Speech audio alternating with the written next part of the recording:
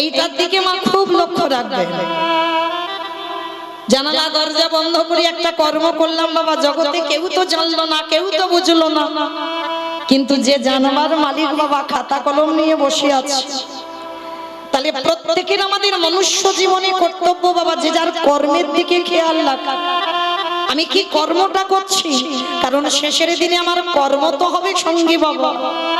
কতদিন সাধু সঙ্গ করেছ, কতদিন গুরু চরণ আশ্রয় করেছ, কতদিন ভক্ত সঙ্গ করেছ, কতদিন তুমি হিন্দু ধর্মের মানুষ হয়ে, সনাতন ধর্মের মানুষ হয়ে আমার হিন্দুত্বটাকে বজায় রাখতে শিখেছ।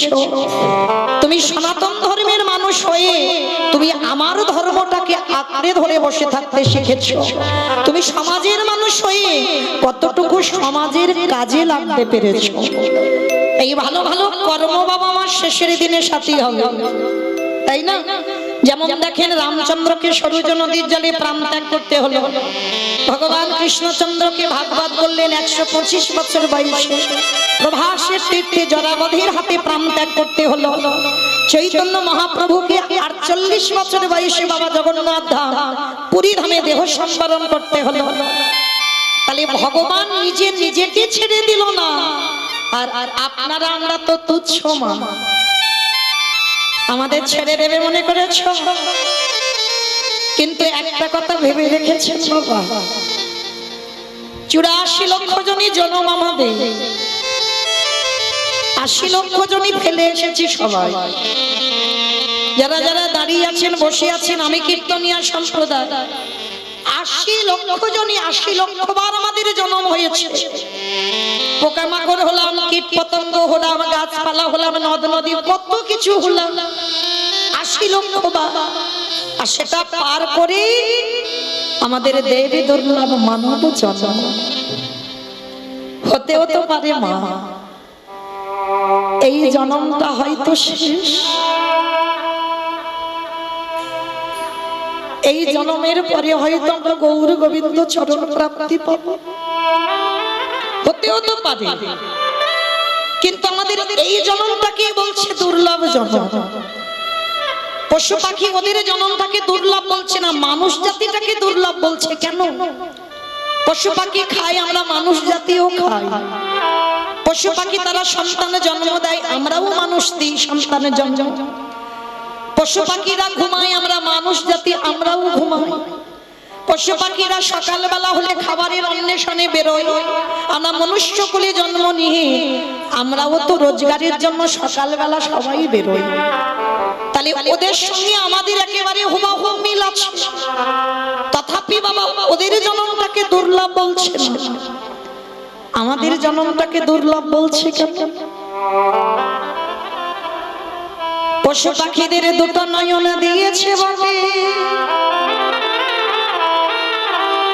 আমার ভগবানকে দেখাবার জন্য। পশু পাখিদের দুটো কর্ণ দিয়েছে বটে, ভগবানের বংশীর রণামৃত শুনবার জন্য। পশু পাখিদের দুটো ডানা দিয়েছে তার কাছে যাবার জন্য। পশুদের আমাদের থেকে এক্সট্রা দুটো চরণ বাড়াইয়ে দিল।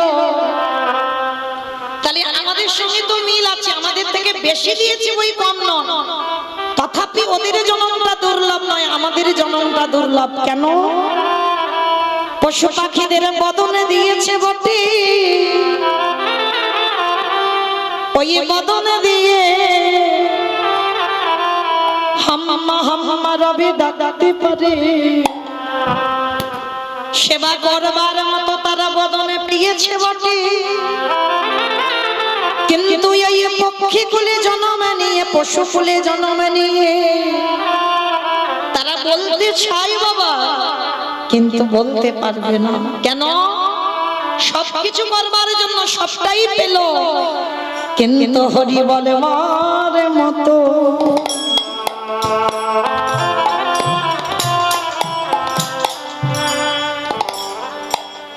বলে বারে মতো ভাষা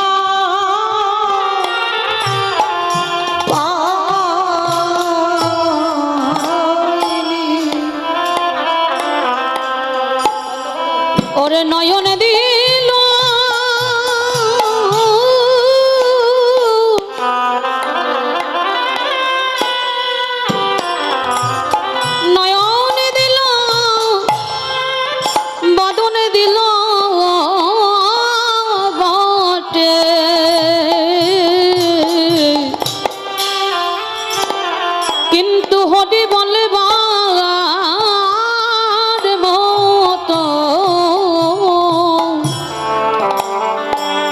মতো ভাষা দিল না।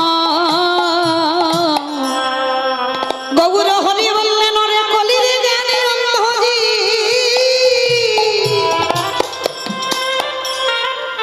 তোরা মনুষ্য কুলে জন্ম নিয়ে হরি কথা বলবার মতো বদনে পেলি, কিন্তু হেলায় জনম হারাই 84 লক্ষ জানি। হরি বল হরি বল। 84 লক্ষ জনি ভ্রমণ করে, তোরা হেলায় জন্ম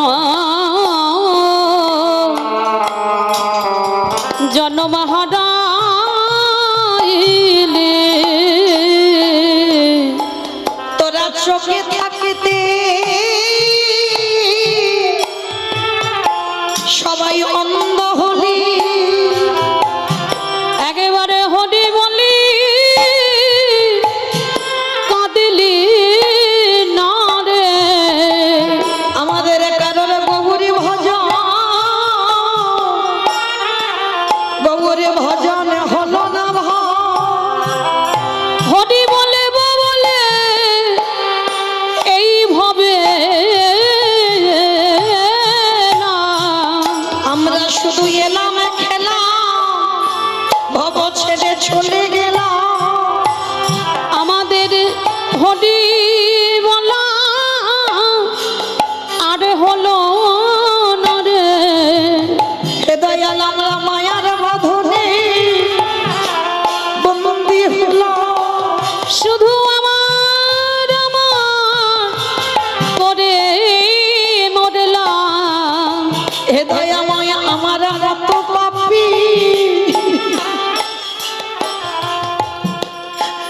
আমার মত পাপী আর কেহ না। বলে এইবার উদ্ধার করো মোরে। হে দয়া মায়া আমি সময় থাকতে আমি তোমায় জানাই লাগল, বলে আর বলা হইবা না হয়, তুমি আমার যেন চরণ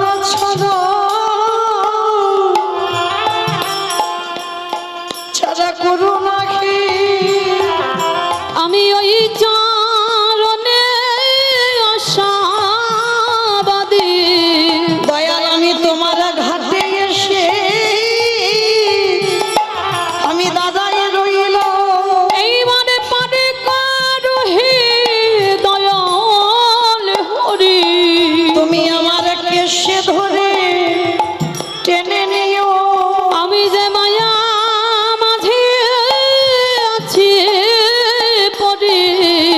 আমি অধমে বলি যেন পায়ে ঠেলো, আমি যে কত পথে দিলে, আমি যে কাঙালে বলি যেন পায়ে ঠেলো না। তুমি তো পতিতে পাবন গৌর হরি। দয়াল তুমি বিনে আমার গতি নাই, বলে তুমি তো আমার পিতা বন্ধু ভাই। আমার জাতি কুলমান গুরু গৌরা, আমি ওই চরণে সপে দিলাম যেন চরণ ছাড়া ছাড়া করো না হে। শিশুকালে কৃষ্ণ ভজে কৃষ্ণ পাবার আসে, কৃষ্ণ পাবার আসে, অগ যৌবনেতে কৃষ্ণ ভজে আসে বা না আসে, আসে বা না আসে। অগ বৃদ্ধ কালে কৃষ্ণ ভজে জমে রহ তর আসে। মাইরা এই জায়গাটা খুব মন দিয়ে শুনবেন। আপনারা সবাই জানেন, আমি একটু মনে করাচ্ছি মাত্র। শিশুকালে কৃষ্ণ ভজে কৃষ্ণ পাওয়ার আসে, যৌবনেতে কৃষ্ণ ভজে আসে বানায় আসে, বৃদ্ধকালে কৃষ্ণ ভজে জমের তর আসে। মহাজনেরা বলছেন ভজন যদি করতে হয় সকাল সকাল নেমে পড়ো, সকাল গড়িয়ে যদি বিকাল হয়ে যায় আর গৌর ভজন কৃষ্ণ ভজন হবে না। তাহলে একদিকে বলছে সকালে ভজন করো, একদিকে বলছে বাবা কুড়ি ফুল গোবিন্দ সেবায় লাগে না। ভালো করে বুঝবেন দেহতত্ত্বের কথা। একদিকে বলছে সকালে ভজন করো আর একদিকে বলছে কুড়ি ফুল গোবিন্দ সেবায় লাগে না। কে গো মায়েরা ছোটবেলায় যখন কুড়ি ফুল তুলে জলে ভিজিয়ে রাখতাম ঠাকুমারা বকাবকি করতো না, তাই না দিদি? এই কুড়ি ফুল গোবিন্দ সেবায় আর লাগবে না, এটা দিতে নেই, কুড়ি অবস্থায় গাছ থেকে কুড়ি তুলতে নেই। আর কুড়ি ফুল সম আমাদের দেহতত্ত্বে বাল্যকাল। ছোট ছোট বাচ্চারা দেখবেন কীর্তন আসরে আসে, বাবা মা এসেছে, দাদু ঠাকুমা এসেছে, সঙ্গে সঙ্গে এলো। কিন্তু বাবা ওই ছোট বাচ্চাদের কি অভিজ্ঞতা আছে? কীর্তন বিষয়টা যে কি ওদের কি অনুভূতি আছে? কারণ বাবা আমরা তো সেই ধ্রুবের মতো ছেলের জন্ম দিতে পারছি না, আর প্রহ্লাদের মতো ছেলের জন্ম দিতে পারছি না। বাবা হলো বীজ, মা হলো ক্ষেত্র বা মাটি। বীজ বপন করা হলো, এই মাটিটা যদি নোনা লেগে যায় মা মাটির ফসল জীবনে ভালো হবে না। আমার কোন মাটির কথা বলছি গো? তোমার এই এলাকার মাটি মা মাটি। বেশ, সবার আগে মনে রাখতে হবে শিক্ষা পাঠশালায় দেয় না, শিক্ষা গুরুদেব দেয় না, শিক্ষা তো দেয় যে যার ঘরের মা। মা গুলো যদি ভালো হতো বাবা, এখনকার দিনে আমরা মারা তো ভালো নয়। ওই জন্য বাবা একটা নেতাজির মতো ছেলের জন্ম হচ্ছে না, একটা ক্ষুদিরামের মতো ছেলের জন্ম হচ্ছে না, একটা বিদ্যাসাগরের মতো ছেলের জন্ম হচ্ছে না, একটা বিবেকানন্দের মতো ছেলের জন্ম হচ্ছে না। কেন হচ্ছে না? এখনকার দিনে আমরা মাটিগুলো ভালো নয়, আগাছা কুগাছাই ছেয়ে গেছে, তাই তো ফসল ভালো হচ্ছে না। কিন্তু মাটি যদি ঠিক হয় তাহলে বাবা এই জন্মে ধ্রুবের মতো ছেলের জন্ম হয়, এই জন্মেও প্রহ্লাদের মতো ছেলের জন্ম হয়। কারণ আমরা সেই সংস্কারটা দিতে পারছি না, তো তাই তো হচ্ছে না।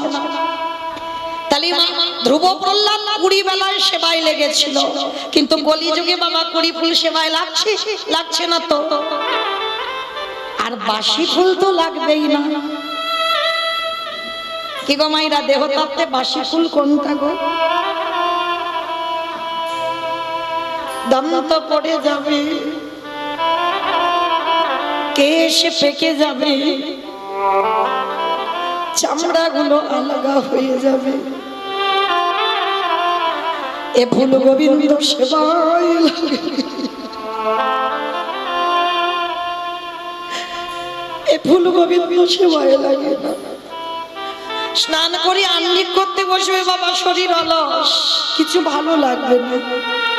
বারবার জপের মালাতে জপ করতে যাবে, বারবার ঘুমিয়ে পড়ে যাবে। একটু কীর্তন ভালো লাগছে, হয়তো বসবার ইচ্ছা, কিন্তু বসতে পারবে না বাবা, কোমরে ব্যথা। এ ফুলটা গোবিন্দ সেবায় লাগবে না। তাহলে সেবা দেবে কোন ফুল? যে ফুলটা আজকের গাছে ফুটছে, আর আজকের এর ফোটা ফুল সম যৌবনকাল। আমি বলছি না মা, আমার গোবিন্দ রাধারানীর চরণ দুটো ধরে বলল, রাধে ভক্তের যৌবনে বড়, যৌবন বড় ভালোবাসি, বলে ওগো রাধে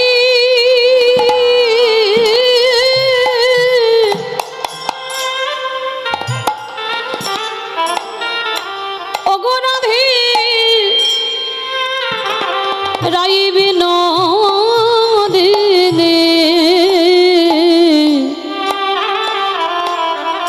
ভক্তের যৌবন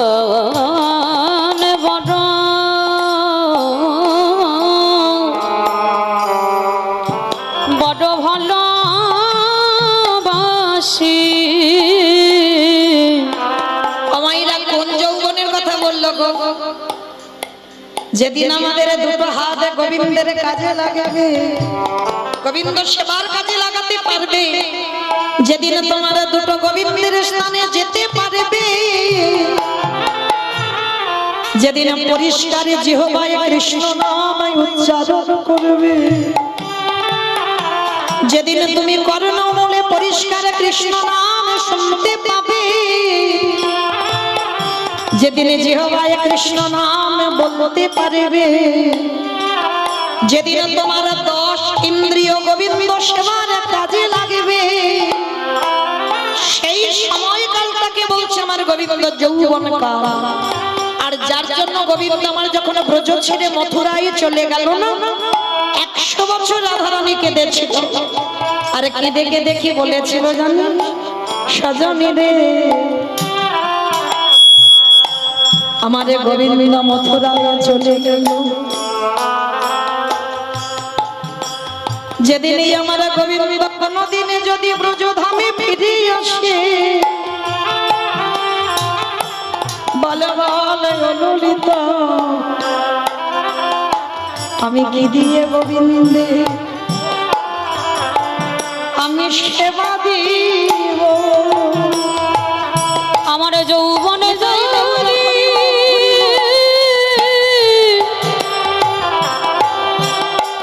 আমার যৌবনে যদি ফুরায় যায়, ওরে ললি তারে আমি কি দিয়ে গোবিন্দ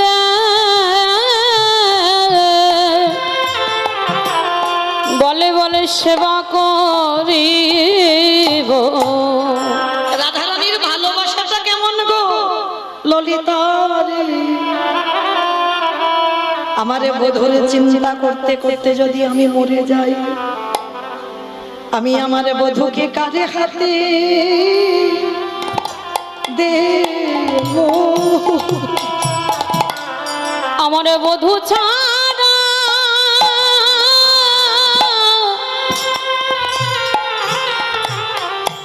আমার বধূ ছাড়া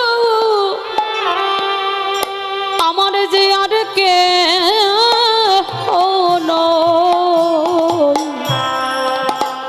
বলে বলে করে হাতে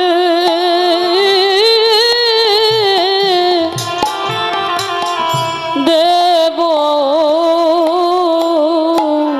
ওরে কে করবে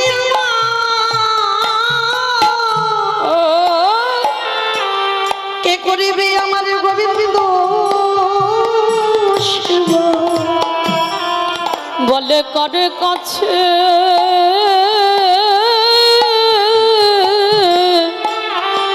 দেব। এরা তো কেউ ভজন সাধনে জানে না শরীরে, আমি খড়ে হতে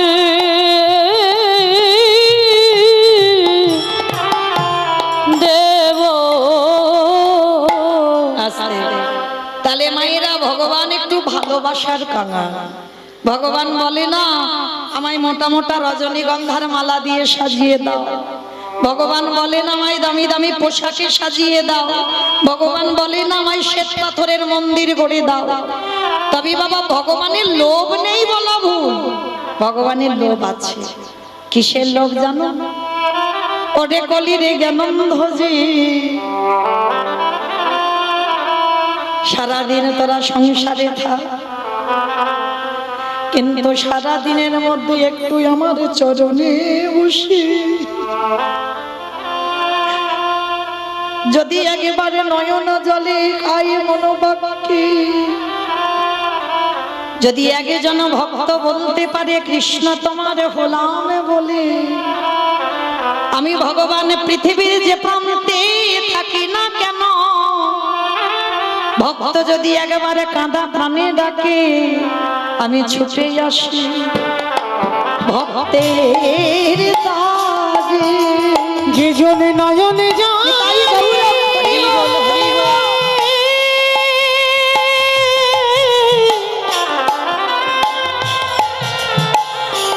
যে জনে নয়ন জলে একেবারে ডাকার মতো ডাকে, আমি ছুটে আসি সেই ভক্তের টানে। তাহলে মায়েরা আজকে চলেন আমরা গুরুচরণ আশ্রয় করব। তাহলে এই গুরুচরণ আশ্রয় করে শেষের দিনে আমাদের কর্ম হবে সাথী, আর শেষের দিনে হরির নাম হবে সাথী। সেই দুটো পদ মনে করে আমরা যাব শ্রীধাম নদিয়া নবদ্বীপ ধাম। কি মায়েরা সবাই নদিয়ায় যাবেন তো? সবাই নদিয়ায় যাবেন? আপনারা কাছাকাছির মানুষ তো তাড়াতাড়ি যেতে পারবে, তাই না? এটা উত্তর 24 পরগনা তো নাকি? বেশ, তাহলে আপনারা উত্তর, আমি দক্ষিণের মানুষ, তাহলে আপনারা তাড়াতাড়ি যেতে পারবেন।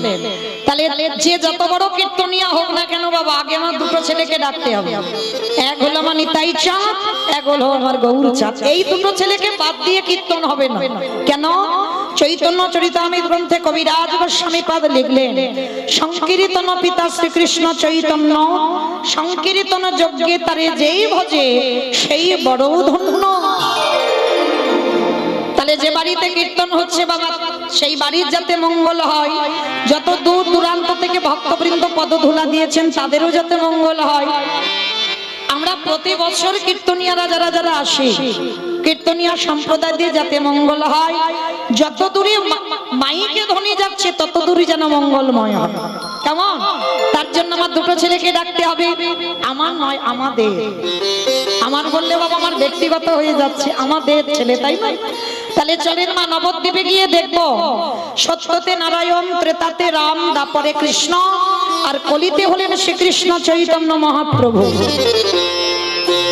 যুগ ধর্ম প্রবর্তক নাম সংকীর্তন, চারি ভাব ভক্তি দিয়া নাচাই ভুবন। আপনি ভক্ত ভাব করি অঙ্গীকার, আপনি না করলে ধর্ম জীবের শিখানো না যায়, আপনি আচরি ধর্ম জীবের শিখায়। এই তো সিদ্ধান্ত গীতা ভাগবতে গায়। এই মতো কলিকালে প্রথম সন্ধ্যায় অবতীর্ণ হলেন কৃষ্ণ, আপনি নদী আয়। তাহলে চলেন, কৃষ্ণ যে নদিয়ায় গৌর হলো, যেদিন এসেছিল সেদিন নবদ্বীপের অবস্থাটা কেমন ছিল জানো? বৈষ্ণব মহাজনেরা পদ লিখছে বাবা, কত সুন্দর কথা। ওগো জয় জয়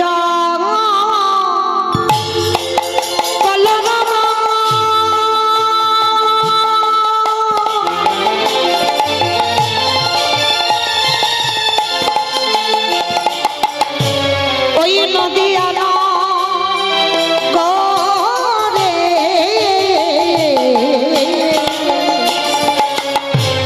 জয় জয়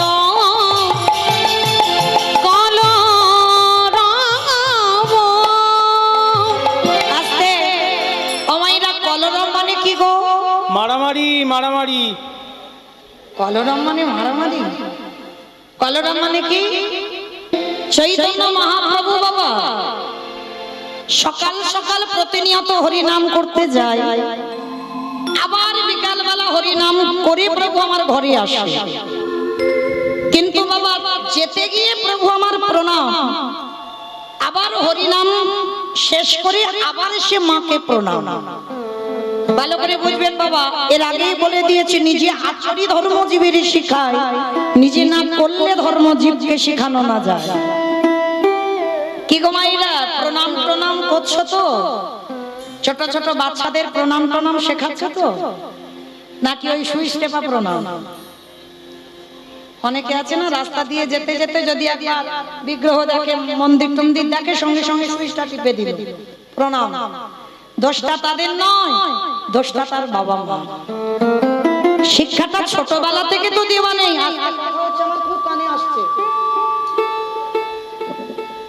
ছোটবেলা থেকে বাবা শিক্ষা যদি দিতে হয়, ছোটবেলা থেকে দিতে হবে। আর সেই সন্তানকে যদি শেখাও কি করে প্রণাম করতে হয়, সে সন্তান বাবা জীবনে রাস্তায় যেতে যেতে বাইক হোক আর সাইকেল নিয়ে সুইচ টিপে দেবে।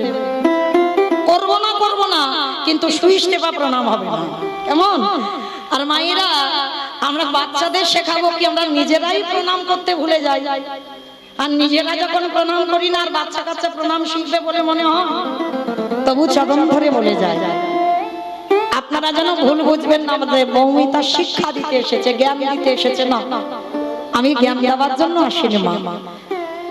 আপনাদের চরণের দাস, আপনাদের সন্তান সমভোগী সম। আপনারা জানেন আমি একটু মনে করাতে এসেছি মাত্র। সংসারের পাক খেতে খেতে বাবা সব গন্ডগোল হয়ে যায় তো। অচৈতন্য জীবের চেতনা দেবার জন্য তিনি নাম নিয়েছেন চৈতন্য।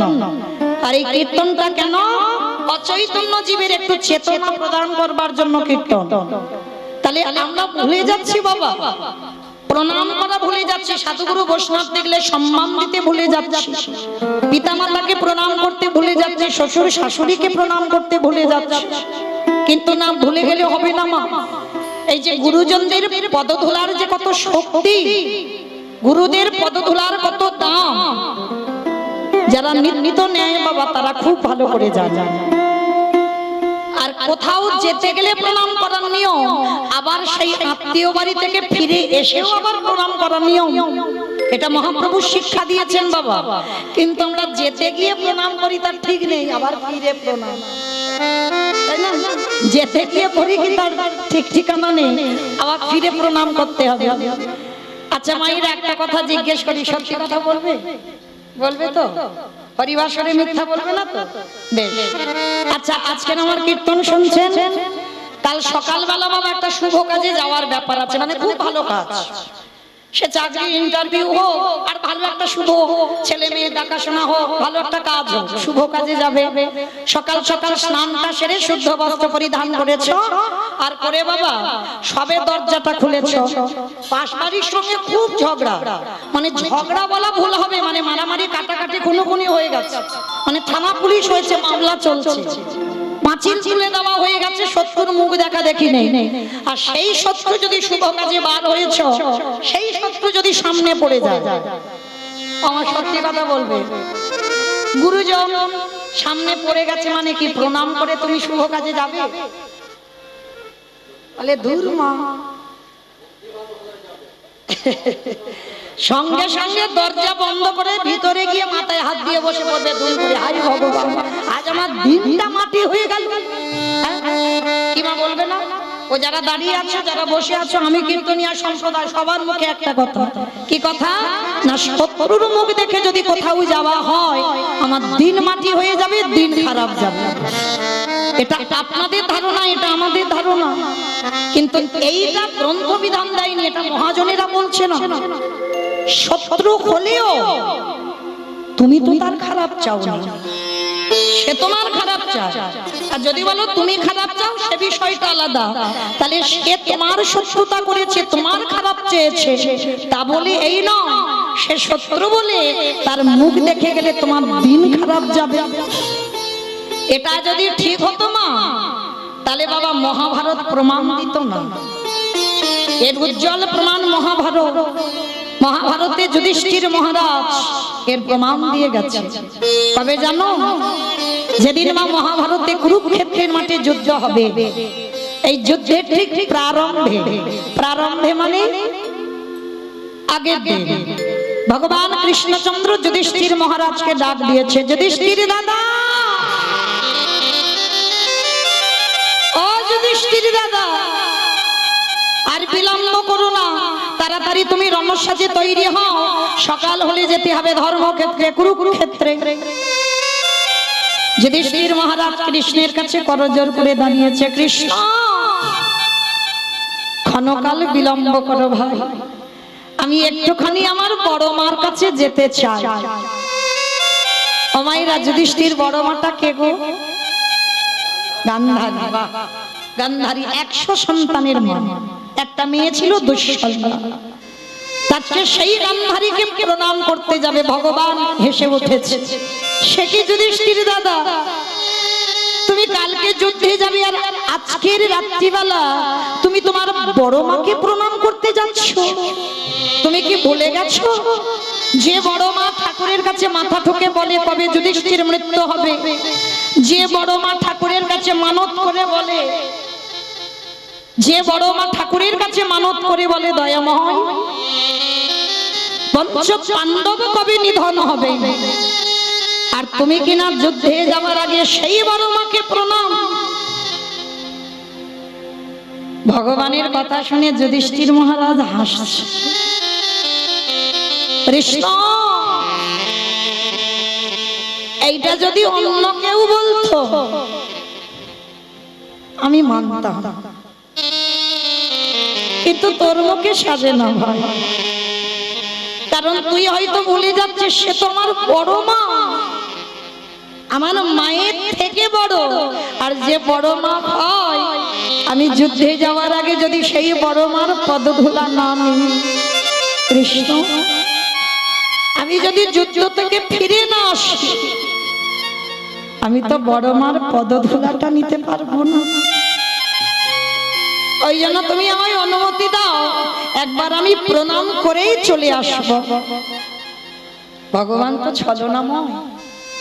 ভগবান হেসে বলছে, ঠিক আছে ঠিক আছে, তুমি যাও, তবে শোনো, দেরি করবে না, কেমন? প্রণাম করেই তাড়াতাড়ি চলে এসো। ঠিক আছে কৃষ্ণ, আমি যাবো আর চলে আসবো। যুধিষ্ঠির মহারাজ যাচ্ছে বড় মাকে প্রণাম করবে বলে যুদ্ধে হবে। আর গান্ধারী তখন কোথায় জানো? 100 ছেলের মা। ও মায়েরা, একটা সন্তানের মা হলে পা মাটিতে পড়ে না। বউরান্না ভাত খাবো, আর যে মায়ের 100 ছেলে হয় সে মায়ের কত গর্ব। আচ্ছা বলেন তো মা, সন্তানের মঙ্গল আর অমঙ্গল প্রথমে কে বুঝতে পারে?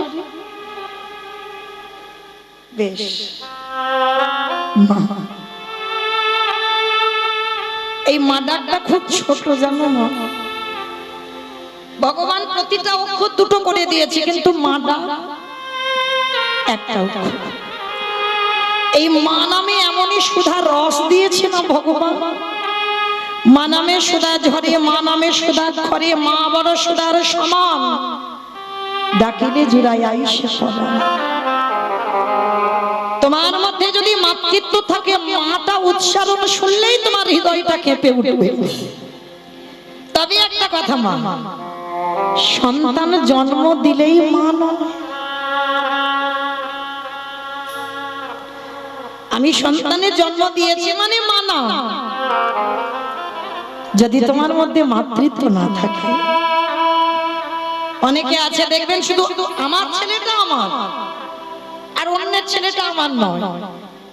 যে নারীর মধ্যে মাতৃত্ব থাকে না, সে কোনোদিন আমার ছেলেটা আমার আর অন্যের ছেলেটা আমার সন্তান সম নয়, এই মনোভাব তাদের আসে না। নিজের ছেলেটাকে যেমন ভালোবাসে, স্নেহ করে, আদর করে, অন্যের সন্তানটাকে ঠিক সেই জায়গাতে রেখে দেয়।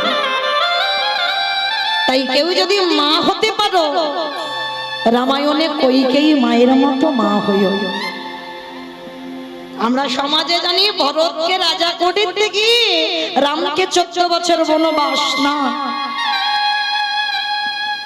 এটা আসল কারণ নয়। রামের মঙ্গলের জন্য কইকেয়ী মা রামকে বনবাসে পাঠিয়েছে, নিজের সন্তানকে রাজা করবার জন্য নয়। তাহলে মায়েরা সন্তানের মঙ্গল অমঙ্গল প্রথমে মা বোঝে। গান্ধারী 100 ছেলের মা, মনটা কুগাইছে, আর আমার ছেলেরা ঘরে আসবে। 100টা ছেলে তো মনটা কুগাইছে, আর একটাও ছেলে ঘরে আসবে না। বসে বসে কাঁদছে, কৃষ্ণের প্রতিচ্ছবিটা নিয়ে বলছে, কৃষ্ণ,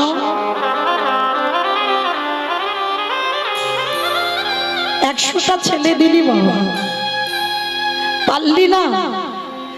100টার মধ্যে আমার 99টা খারাপ করে দিতে পারতিস, পারলি না?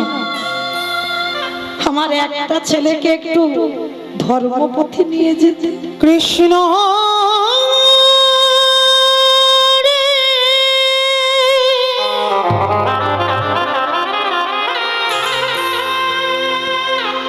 একেবারে দেখা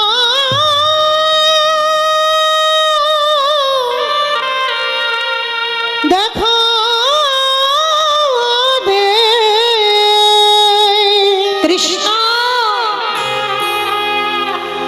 ওরে তুই নাকি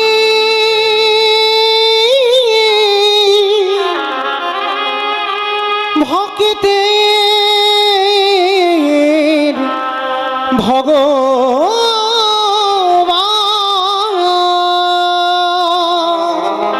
একটা ছেলেকে কি ধার্মিক করতে পারলি না? জন্মেই তো সবাই খারাপ হয় না, জন্ম নিয়ে সন্তান অমৃত সপুত্রা হয়। পারলে তো পারতিস আমার একটা ছেলেকে ধর্মপতি নিয়ে যেতে।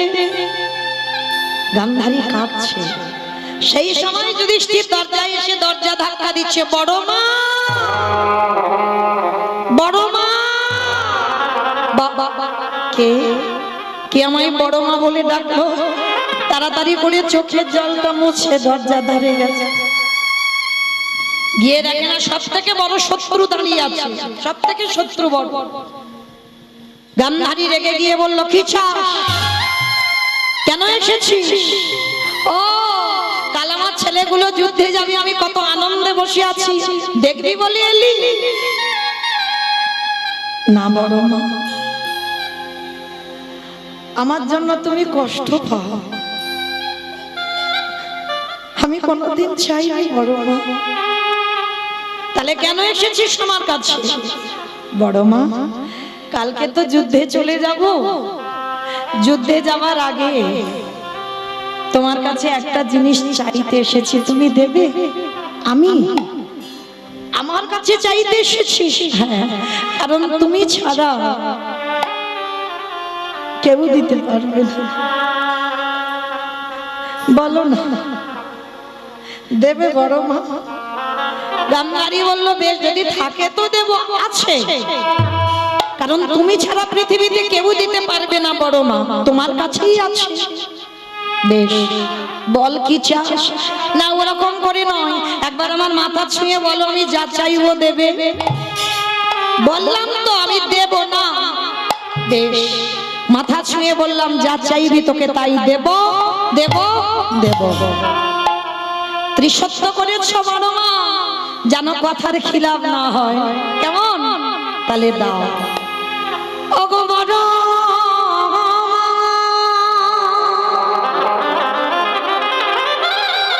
তোমার চরণে আমার একটাই নিবেদন,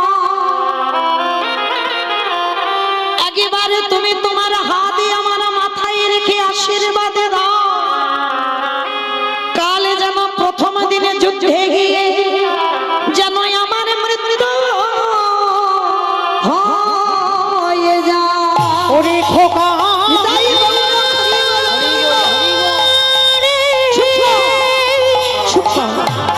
বলিস না বাবা, বলিস না, বলিস না। তুই এমন করে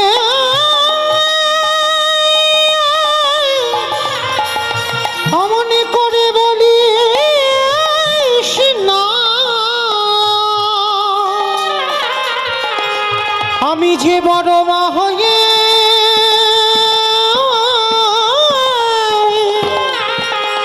সহিতে পারিব না। যেই না বলেছে তুমি আমার মাথায় হাত দিয়ে বলো, কালকে যেন আমার মৃত্যু হয়ে যায়। গান্ধারী বলল, খোকারে, আরে মৃত্যু কামনা কেন করছিস? ওগো বড় মা,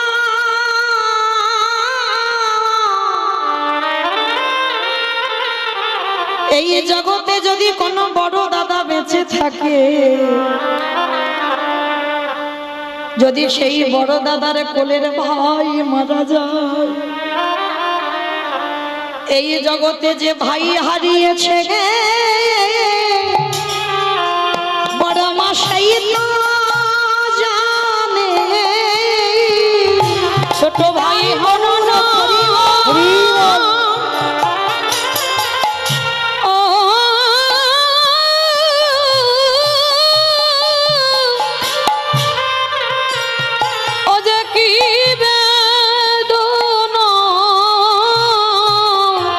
যেজনে ভাই হারিয়েছে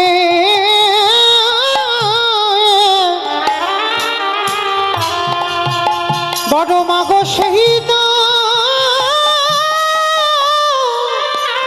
সেই তো জানে।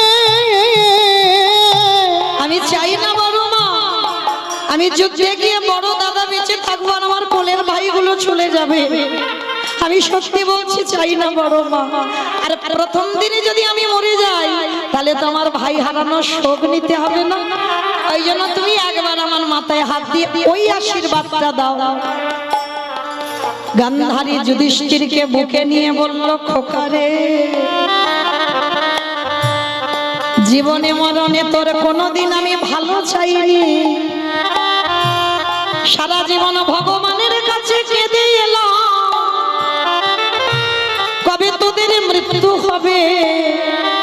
তবে আজ জীবনে প্রথমবারে তোর মাথায় হাত দিয়ে করিলাম আশীর্বাদ। কি বর দিয়েছিল গো সব থেকে বড় শত্রু, ওরে যথা ধর্ম তথা জয় হো। ওরে অধর্মের হোকে খায় রে, হরি যথা ধর্ম তথা জয় হো। এই জগতে যে জন ধর্মকে আশ্রয় ধরে, ওরে যে জন ধর্মকে আশ্রয় করে, ওগো স্বয়ং ধর্ম তারে রক্ষা করে। যে জন ধর্ম করি আশ্রয় করে, স্বয়ং ধর্ম তারে রক্ষা করে। যদি তুমি কৃষ্ণ চরণের দাস হয়ে যাও, যদি কৃষ্ণ চরণে দেহ মন প্রাণ সমর্পণ করে দাও, এই পৃথিবীতে এমন কোন বস্তু তৈরি হয় না যে কৃষ্ণ ভক্তকে নিধন করিতে পারে। গান্ধারী সব থেকে বড় শত্রুকে বলল, খোকারে যথা ধর্ম তথা জয়, অধর্মের হবে ক্ষয়। আমি সত্যিকারের যদি বড় মা হয়ে থাকি তোরে আশীর্বাদে দিয়ে দিলাম, ওরে তোরা পাঁচ ভাই জয়ী হয়ে ঘরে আসবি। আমি এই আশীর্বাদ করে রাখলাম, তোরা পাঁচে ভাই জয়ী হয়ে ঘরে ফিরবি। যখনই যুধিষ্ঠির আশীর্বাদটা দেওয়া, পিছন থেকে দুর্যোধন দেখতে পেয়েছে মা গান্ধারী আশীর্বাদ দিল শত্রুকে। দুর্যোধন বলছে, মা তুমি করলে কি? তাকে তুমি আশীর্বাদ দিলে, ও তোমার শত্রু। বলল, খোকারে বন্ধ কর, পারবি না বাবা, ওদের সঙ্গে যুদ্ধ করে জয়ী হতে পারবি না। আমি তোর মা হয়ে বারণ করছি, বন্ধ কর। কারণ আমি নিজে চোখে দেখতে পেলাম কৃষ্ণ সঙ্গে পঞ্চ পাণ্ডব ঘরে ফিরে আসছে। পারবি না বাবা। কিন্তু মা যারা অহংকারী ছেলে হয়, যাদের মধ্যে আমিত্ব থাকে বাবা, তারা কারোর চরণে নত হতে শিখেছে আজ পর্যন্ত। এমনকি মাও যদি কিছু উপদেশ দেয়, যাদের হৃদয়ে আমিত্ব থাকে, যাদের হৃদয়ে অহংকারে পরিপূর্ণ, তারা জীবনেও বাবা মার কথা ওখানে শোনে না। আর মনে রাখতে হবে, অহংকার ব্যক্তিদের পতন অনিবার্য হবে হবে হবে। গান্ধারী নিজের ছেলেকে বলল, খোকা অহংকার মঞ্চ থেকে যদি না নামিস তোর পতন অনিবার্য হবে। আমি মা হয়ে তোকে বলছি। তথাপি মায়ের কথা গুরুত্ব দিল না। ও মায়েরা, এইটুকু কথা যারা যারা শুনলাম মন প্রাণ দিয়ে ভেবে দেখেন, কৃষ্ণ তো পাণ্ডবদের সঙ্গে ছিল, কি দরকার ছিল বাবা? কৃষ্ণের কথা উপেক্ষা করেও যুধিষ্ঠির মহারাজ বড় শত্রু গান্ধারীর পদধূলা নিতে গেল। এটাই তো ভগবান প্রমাণ করে দিল, যুধিষ্ঠির দ্বারা সমাজকে শিক্ষা দিল, ওরে কলির জি আমি যাদের সঙ্গে আছি তথাপিও শত্রুর পদধূলা নিতে গেল, আর নিয়ে পঞ্চ পাণ্ডব সশরীরে চলে এলো বাবা। তাহলে মনে রাখতে হবে আমরা কলির মানুষ, এই মহাভারত থেকে শিক্ষা পাওয়া উচিত। ভগবানের চরণের দাস হলেও পিতা মাতা শ্বশুর শাশুড়ি সাধু গুরু বৈষ্ণব গুরুদেব যদি গুরুজন সামনে পড়ে, ও শত্রু হলেও সে আমার খারাপ চায়, আমি তো চাই না, পদধূলাটা নিতে শেখো। আর যদি তোমার চরিত্র এমন হয়, তুমিও তাহলে এই জন্মে থেকে যুধিষ্ঠির মতো সশরীরে যাবে স্বর্গবাস। নিতাই গৌর প্রেমানন্দে। হরি বল, হরি বল, হরি বল। তাই তো চৈতন্য মহাপ্রভু যাকে দেখছে বাবা তার পদধূলা, জাতের বিচার নয়, ছোট বড় বিচার নয়, সবার চরণ ধরে বলছে তোরা হরি বল। কেহ বলে পুরাবেতে রাবণ অবহেলা, কেহ বলে পুনবেতি। ও মাইরা, এগুলো তো আমার কোনো বাঁধানো গান নয়, মহাজনী পদাবলী, বৈষ্ণব পদাবলী। আর বৈষ্ণব পদাবলী শুনতে গেলে বাবা একটু কর্ম তো করতে হয়। ওই কর্মগুলো একটু করে দেখাও, একটু জোরে। কেহ বলে পুরাবেতে রাবণ অবহেলা, কেহ বলে পুনবেতে আমার গড়ারি। গোড়া গোড়া গোড়া গড়ারি।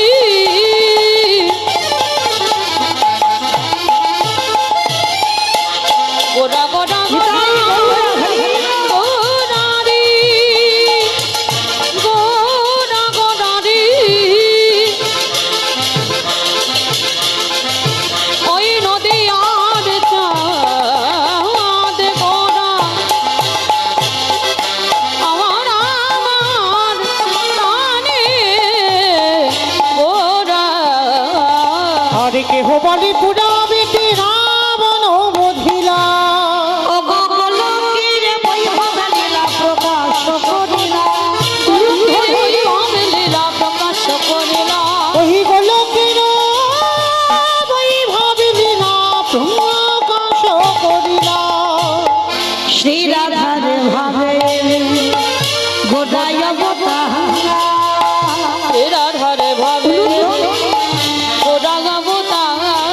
হরে শ্রী রাধারে ভাবিয়ে গোটায় অবতার। রাধারে ভাবে গোড়া গাবতা। হরে কৃষ্ণ নামে গৌ করিলা প্রচার, হরে কৃষ্ণ নামে গৌর করিলা প্রচার। ওই হরে কৃষ্ণ নামে গৌর হরিরা প্রচার। এইবারে লীলা প্রকাশ হলো, এইবারে লীলা প্রকাশ হলো। এইবারে লীলা প্রকাশ হলো, এইবারে লীলা প্রকাশ হলো। গোলকের বৈভবে লীলা প্রকাশ করিলা, এই গোলকের বৈভব লীলা প্রকাশ করিলা। ওই গোলকের বৈভব লীলা প্রকাশ করিলা। বাসুদেব ঘোষে পায়ে করি জড়োহা, করি জোড়হা। অগজে গো সেই কৃষ্ণ সেই তো জগন্নাথ। অবশ্যই তো যাব না। আহা বাসুদেব ঘোষে হে এইবারে লীলা প্রকাশে হলো বাসুদেব। ঘোষে বাসুদেব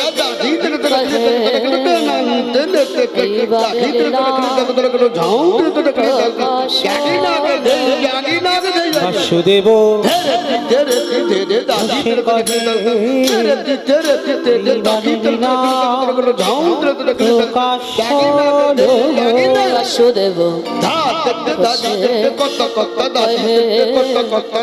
এইবারে লীলা প্রকাশ বাসুদেব ঘোষে কহে এইবার লীলা প্রকাশ হলো। বাসুদেব ঘোষে করে নিতাই গৌর প্রেমানন্দে হরি বল, হরি বল। বাসুদেব ঘোষে কহে এইবার লীলা প্রকাশ হলো। বাসুদেব ঘোষে করে এইবার লীলা প্রকাশ হলো। বাসুদেব ঘোষে কহে এইবার লীলা প্রকাশ লরে ভগবান বাসুদেব ঘোষে কহে। জনিতাই চলুন এবার যাব সবাই বিষয়। এতক্ষণ যখন আশ্রয়ে ছিলাম, এবার প্রেম সে একবার বলেন তো সবাই, গৌর সুন্দর কি নবদ্বীপে ধাম কি ধ্বনিটা হলো কি জয়। ও এটাও জয়। বললাম ধ্বনিটা হলো কি, এটা নাকি জয়। এটা জয় নয়, একটু প্রেম সে দাও। এত জোরে জয় দেবে, কত দূর যাবে? হাবড়া আমার হাবড়া যাবে, বনগা যাবে। বাহ! আচ্ছা বেশ, এই বিশ্বাস আর ভক্তিটা রাখতে হবে, তাহলে যাবেই যাবে। শুধু হাবড়া বনগা নয়, একেবারে সুরধ্বনি গঙ্গার তীর। কেমন আমার মহাপ্রভুর চরণ? কই দেখি একবার আমার নিতাই চাঁদ গৌরচাঁদের মতো হাত দুটো তোলো একবার দেখি। যাদের আছেন তোলেন হাত, যাদের নাই বলবো না। সবাই একসঙ্গে, এইদিকে আমার দাদা ভাইরা যারা দূরে আছেন সবাই একসঙ্গে দেখি সবাই। আমার পিছনটা একটু যেন ধসে মতো যাচ্ছে।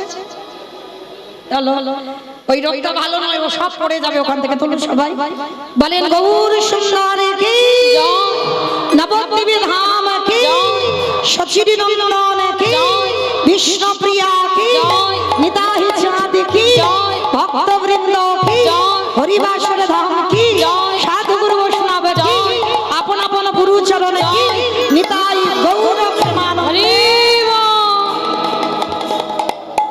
আমার হাতটা একটু ব্যথা মতো করলো না, কিন্তু একটা ব্যায়াম হয়ে গেল, তাই না? চলো এবার একটা ভজন শুনতে শুনতে যাই বিষয়। কিংবা একটা ভজন হবে তো হোক, একটা ভজন হোক সবাই। তবে আমি আর আমার সম্প্রদায় যাচ্ছি না, সবাই যাচ্ছি। কেমন?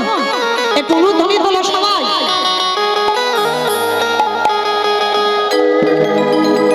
मेरी विनती यही है राधा रानी,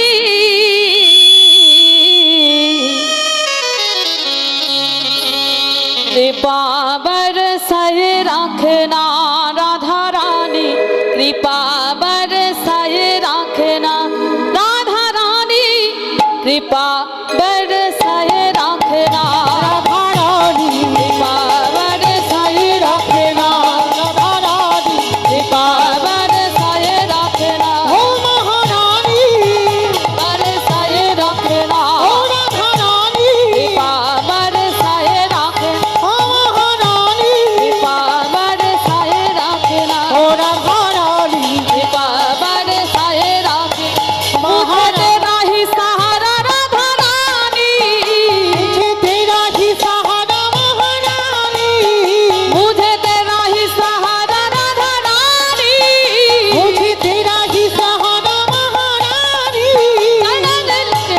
रखना कृपा बरसाए रखना राधा रानी, कृपा बरसाए रखना महारानी। कृपा बरसाए रखना। আমাইরা আমি আর আমার সম্প্রদায় যাবো, আর কেউ যাবো না? সবাই যাবো? বাহ! যারা যারা যাবেন আর একবার এই কান বলে বলছো মা কালীর দিব্যি, আর বলবো না। সত্যি বলছি, সেবা দেখে একবার হাতটা তোলে সবাই একসঙ্গে তালে তালে করো তালি। কেমন? राधे राधे राधे राधे राधे राधे राधे राधे राधे राधे राधे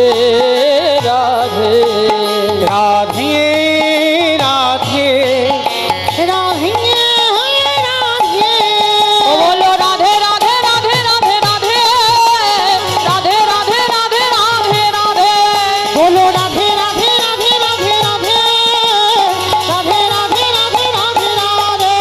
कौन धुवन प्यारा है जमुना किनारा है, कने कने में बिहारी जी बस तेरा सहारा है। निधुवन प्यारा है जमुना किनारा है, कने में बिहारी जी तेरा ही सहारा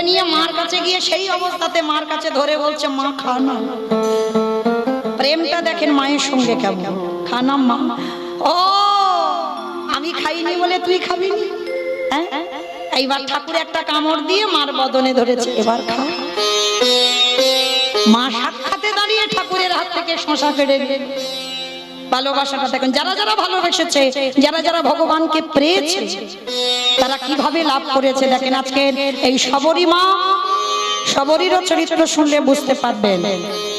আমরা যে থালাতে খাই সে থালাতে ভগবান খায় না, খাই নাকি? ভগবান খায়, তোমরা দিতে জানো না। কি গো, আমরা দিতে জানি না, তাই তো ভগবান খায় না। কে বলেছে খাবে না ভগবান? ভগবানকে তো পাঁচটা ভাবে ভালোবাসা যায়, শান্ত, দাস্য, সত্য, বাৎসল্য, মধু। আমি যদি ভগবানকে সন্তান রূপে ভালোবাসি, তাহলে আমার সন্তান কি আমার থালাতে খায় না? তাই তো আমি যদি আমার ভগবানকে পতি রূপে ভালোবাসি, তাহলে একটা নারী তার পতিকে কেমন ভাবে ভালোবাসে, এই ভালোবাসাটা শিখতে হবে। এই ছুঁয়ো না, ছুঁয়ো না, ঠেকিও না, ঠিক এ জন্মে কেন, কোটি জন্মেও পাবে না। হৃদয়টা শুদ্ধ করতে হবে। বাইরে আভরণ সবাই পড়তে পারে বাবা, আভরণ সবাই, কিন্তু বাবা ভিতরটা বৈষ্ণবতা করে দেখান। পরম বৈষ্ণব বাবা ভোলানাথ 12 জন বৈষ্ণবদের মধ্যে বৈষ্ণবের শিরোমণি, বৈষ্ণবের আচার্য, হ্যাঁ, ত্রিলোকের বড় বৈষ্ণব। বাবার গলায় না আছে তুলসীর মালা, না আছে বাবা দাদার সঙ্গে তিলক সেবা। এগুলো আভরণ, পোশাক আমাদের পড়তে হবে, কিন্তু সেই আভরণের সঙ্গে সঙ্গে বাবা ভিতরটা তো বৈষ্ণবতা করতে হবে। আর না হলে শুধু আভরণ পরে রইলাম, কিন্তু ভিতরও বৈষ্ণবতা হলো না। মহাপ্রভু রঘুনাথ দাসকে বলেছিল, রঘুনাথ মর্কট বৈরাগ্য ধারণ করো না, লোক দেখানি বৈরাগী হইও না। প্রকৃত বৈরাগ্য যেদিন আসবে, সেদিন তোমাকে আমার কাছে আসতে হবে না, আমি নিজে তোমাকে টেনে আমার কাছে নেব। আমার কথা নয় বাবা, আমি বলছি না, মহাপ্রভু শিক্ষা দিচ্ছে। মর্কট মানে বানো, ভোগী, ভোগ থাকলে হবে না, ভোগ বিষয় থাকলে হবে না। যার জন্য বাবা বেছে নিয়েছে একেবারে কেদারনাথ, বদ্রীনাথ, একেবারে পাহাড়ের মাথায়। বৈষ্ণব হয়ে সমাজকে শেখালো, নিরঞ্জন না হলে কৃষ্ণ ভজন হয় না। আর যে ভক্ত হবে বাবা, যশ, খ্যাতি, মান শুকুরের বিষ্ঠার সমান। ভক্ত কোনোদিন প্রতিষ্ঠা চায় না, ভক্ত কোনোদিন সম্মান চায় না। ভক্ত বলে না আমাকে জগতে সবাই সম্মান করুক, তাহলে বাবা জগতে ভক্ত আছে বলে মনে হয়? অত সোজা নয়, ভক্ত হওয়া খুব শক্ত বাবা। তাহলে আজকের এই সবরী মার চরিত্র শুনলে বুঝতে পারবেন, আমি খেয়েও যদি ভগবানকে দিই, ভগবান বাধ্য হবে আমার হাতে খাবার খেতে। আমি যে থালাতে খাবো, যদি ভক্তি ভরে প্রেম ভরে দিই, ভগবান এসে আমার থালাতে বসে খাবে। আমি যদি বাসি পোশাকেও যদি ভগবানকে দিই, যদি ডাকার মতো ডাকা যায়, হৃদয় যদি শুদ্ধ হয়, অবশ্যই বাবা ভগবান এসে আমার হাতে প্রসাদ পাবে। তার প্রমাণ সবরী মার চরিত্র। একটু মন দিয়ে আস্বাদন করবেন। যারা যারা জগতে ভক্ত হয়ে এসেছে বাবা, তাদের জীবন খুব কঠিন। রাত শোকে কৃষ্ণ ভজন হয় না মা, হবেও না। এই সবরীর বাবা মা ছিল হীরাচন্দাল আর মাতা মোহিনী।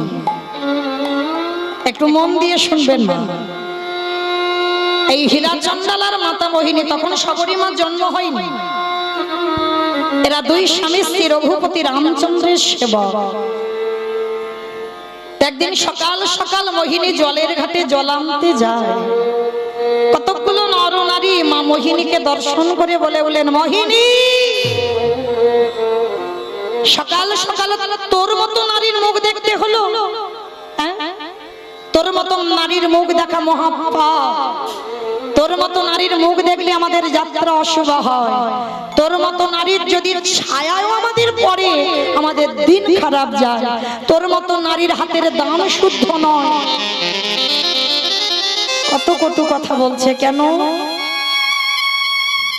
কিছু না বলে মাতা মোহিনী ছুটতে ছুটতে ঘরে এসেছে। আছাড় খেয়ে বলল স্বামীর দুটো চরণে, স্বামীর চরণ দুটো জড়িয়ে ধরে চিৎকার করে বলল দয়া মামা দয়া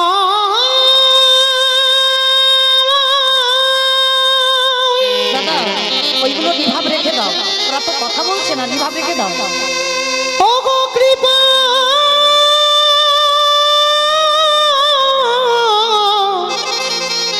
কৃপা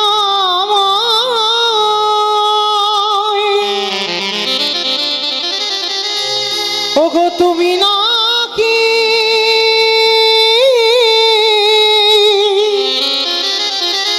করুণা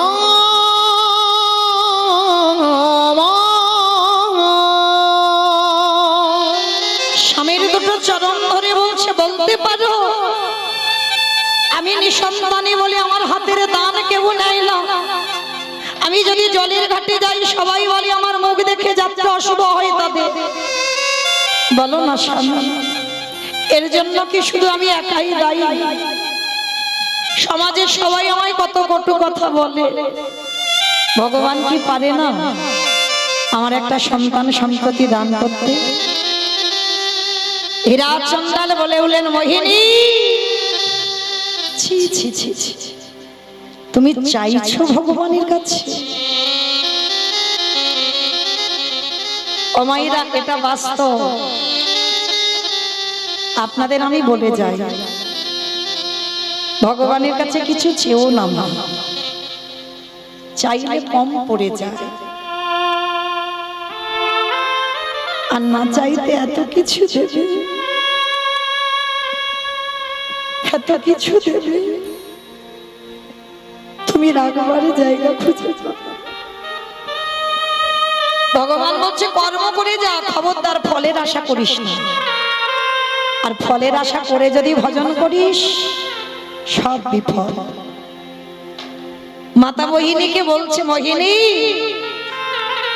তুমি তোমার বউ নয়, তুমি তোমার স্ত্রী নয়, তুমি তোমার সহধর্মিণী গো। ও মায়েরা আপনারা প্রশ্ন করবেন মৌমিতা যে বউ হয় যে স্ত্রী হয় সেই তো সহধর্মিণী হয় না, বউদের চরিত্র আলাদা হয় মা, সহধর্মিণীদের চরিত্র আলাদা হয়। এতগুলো নারী আমরা আছি, এখানে একটা মিলবে কি তা সন্দেহ? সহধর্মিণী যেজন হবে না শুধুমাত্র স্বামীর ধর্মের কাজে সাহায্য করবে। স্বামী যদি কৃষ্ণ ভজন ভুলেও যায়, যে সহধর্মিণী হবে সে বারে বারে কৃষ্ণ চরণে ঠেলে দেয়। স্বামী যদি অসৎ সঙ্গ করে, নেশাগ্রস্ত মাতাল, কোনদিন একাদশী করে না, ভগবানের কাছে বসে না, হরিবাসরে বসে না, গীতা ভাগবত আসরে বসে না, যদি তুমি সেই ঘরের ঘর নিয়ে খাও তাহলে মা তোমার স্বামীকে নিয়ে যেতে হবে, ঠেলে দিতে হবে কৃষ্ণ ভজন।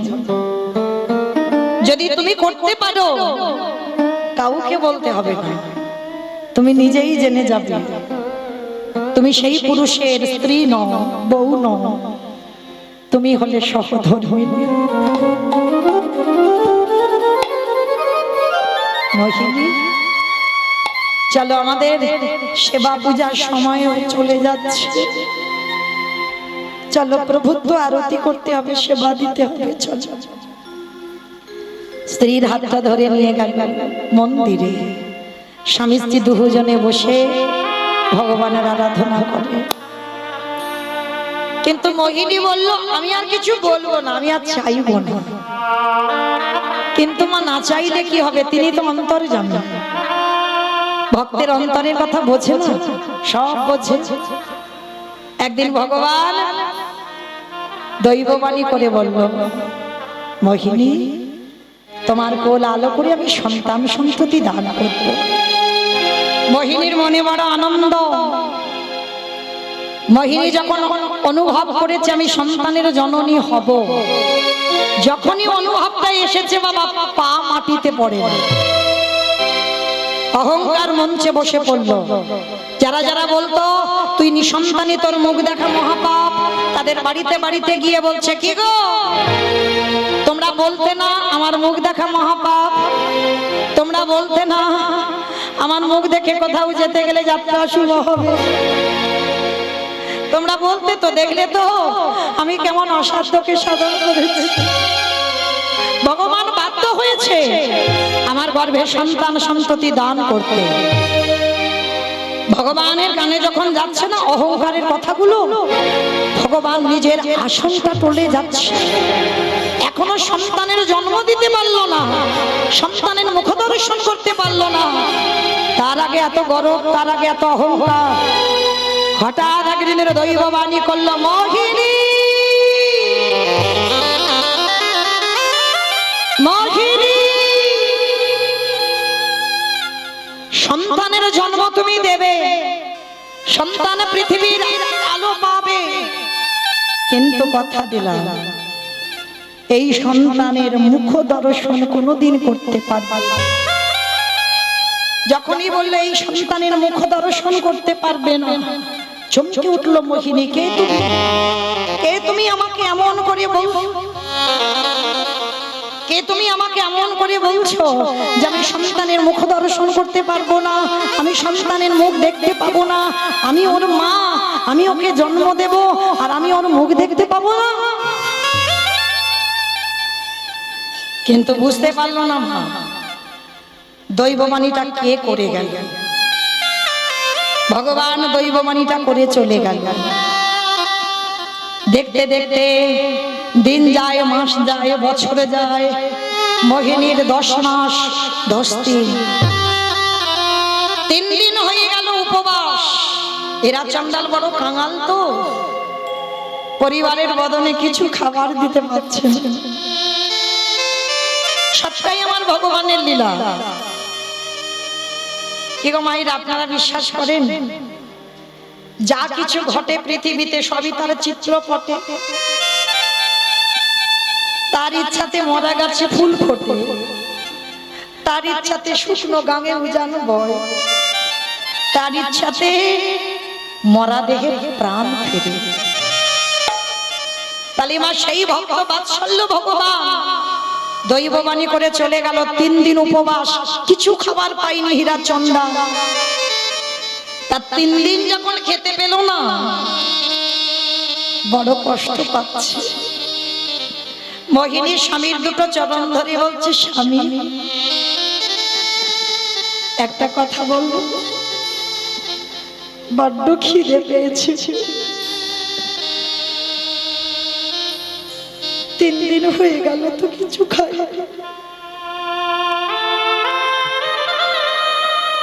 কিছু খাবার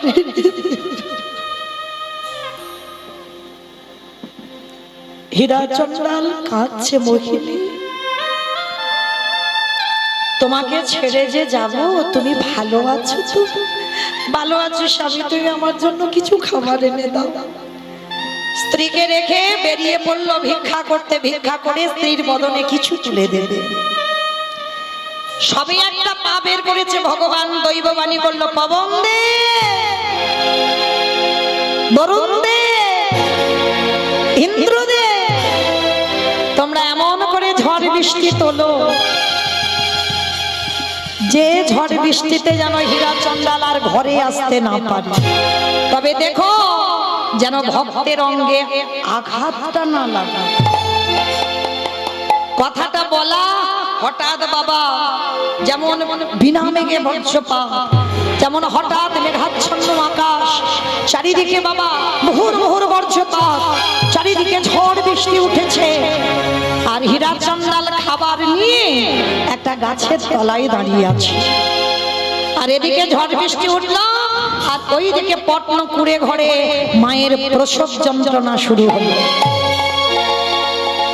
আর ওই প্রসব যন্ত্রণায় ছটফট করতে করতে মোহিনীর কোল আলো করে একটা ফুটফুটে কন্যা সন্তানের জন্ম হলো।